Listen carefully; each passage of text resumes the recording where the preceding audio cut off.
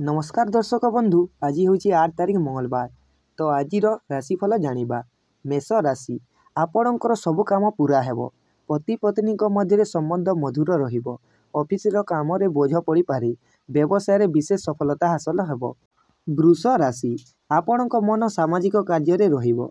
आर्थिक लाभ पई अधिक परिश्रम करंतु। यातायात समय सावधानता अवलंबन करंतु। मिथुन राशि, जरूरी काम रे बंधुक सहाय्य पाइबे। आर्थिक स्थिति रे स्थिरता बजाय रहिबो। व्यवसाय रे उन्नति हेबो। छात्र छात्री लगी दिनटी भल परिणाम नहीं आसीबो। कर्कट राशि, भाविथिबा काम गतिशील हेबो। प्रियजनक सहित संबंध रे मधुरता बढ़िबो। ऑफिस रे आपणक काम रे प्रशंसा हेबो। सिंह राशि, व्यवसाय रे आपणक लाभ मिली पारे। काहारी सहित जुक्ति तर्क करंतु नहीं। संध्या रे परिवार रो काहार सहित महत्वपूर्ण प्रसंग रे आलोचना करिवे। कन्या राशि, पारिवारिक काम पूरा करिबारे परिवारर सहयोग पाइबे। कोनोसी सहपाठी आपणक ठारू साहाय्य चाहिए। प्रेमिक प्रेमिका लगी दिनटी भल। तुला राशि, आपणक बुद्धि विवेक बल रे प्रत्येक क्षेत्र में सफलता पाइबे। कोनोसी नुआ लोकंक सहित परिचय हेबो। छात्र छात्री आत्मविश्वास उच्चा रहिबो। बिछा राशि, ऑफिस रे आपणक कामर प्रशंसा हेबो। कलात्मक कार्य रे आपणकर रुचि बढ़िबो।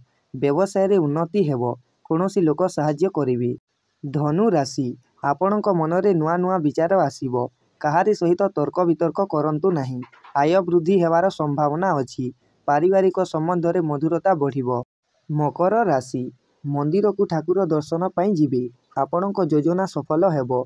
ऑफिस रे वरिष्ठ अधिकारी सहयोग पाइबे। कुंभ राशि, कैरियर लगी दिनटी बहुत भल रहिबो। परिश्रमर संतोषजनक फल पाइबे। सांग सहित आपणक संबंध मजबूत हेबो। व्यवसायी को धन लाभ हेबो।